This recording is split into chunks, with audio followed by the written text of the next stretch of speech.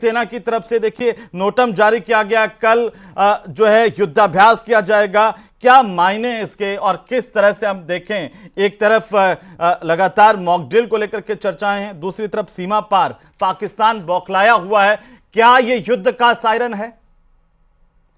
देखिए, युद्ध की कब घोषणा होगी, कैसे होगी, इसकी सूचना तो, इसकी खबर तो सिर्फ या तो प्रधानमंत्री जी दे सकते हैं, या नेशनल सिक्योरिटी एडवाइजर डोवल साहब दे सकते हैं, या सीडीएस अनिल चौहान साहब दे सकते हैं, या थर्ड तीन सर्विस चीफ दे सकते हैं।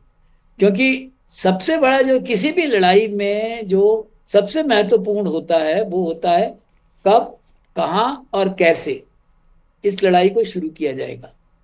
जहां तक प्रधानमंत्री का प्रश्न है, उन्होंने सेनाओं को छूट दे दी कि अपनी तैयारी अपने ढंग से करो, तो जी। वो टारगेट कहाँ उनको करना वो अपने आप आइडेंटिफाई करेंगे। लेकिन किसी भी लड़ाई में जाने के पहले बहुत जरूरी है कि हमारे पूरी तैयारी एकदम मुकम्मल होनी चाहिए। तो उस सिलसिले में जो ये और एक शक्ति प्रदर्शन भी होता है। जो एयरफोर्स के जब फाइटर की आवाज आती है तो अच्छे अच्छों के दिल दहल जाते हैं।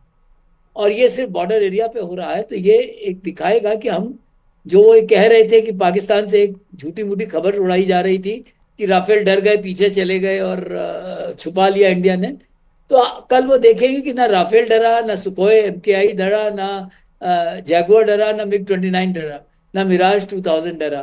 तो अभी जो है ये एक तरह से शक्ति का प्रदर्शन भी है साथ ही। तो ये चीज हम लोगों को ध्यान रखनी चाहिए।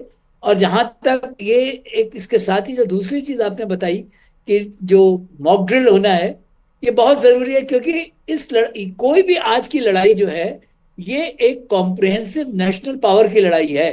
जी। इस देश में हर कोई उसमें भागीदार है। तो एक आम नागरिक का क्या कर्तव्य है कि वो लाइट ना जलाए। आम नागरिक का कर्तव्य यह है कि वो बच के रहे, तो जिससे कि उसकी जान माल की सुरक्षा हो। तो इस मॉक ड्रिल में हम लोगों को पूरी शिद्दत से हिस्सा लेना चाहिए, ये मेरा मानना है। लेकिन एक बात जो महत्वपूर्ण है चतुर्वेदी साहब, वो ये कि अभी तो हमने उड़ान भी नहीं भरी युद्धाभ्यास की। उधर पाक में हड़कंप मच गया है।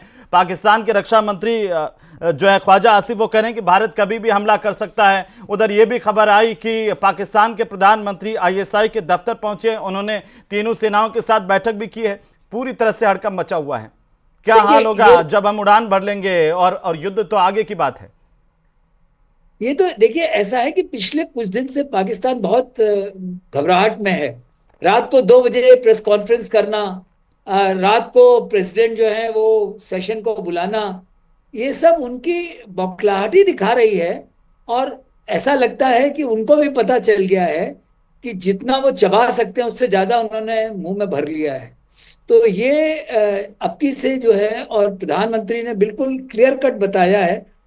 एंड हमारे प्रधानमंत्री पिछले कुछ जो आप देखिए, चाहे वो सर्जिकल स्ट्राइक हो चाहे बालाकोट हो, जी। वो बड़े निर्णय लेने के लिए एकदम तैयार रहते हैं।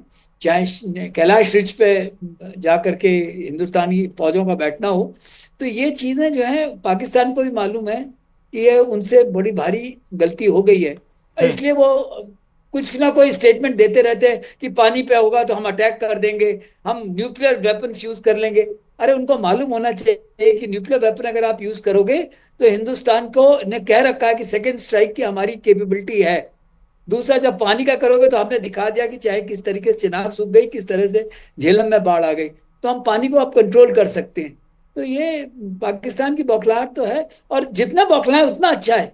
क्योंकि वो गलती करेंगे तब उनका और गलती का हम इसलिए फायदा उठा प्रधानमंत्री कहते हैं कि डर रहा है तो डरना चाहिए, क्योंकि डर बहुत जरूरी है। कई बार डर अच्छा होता है।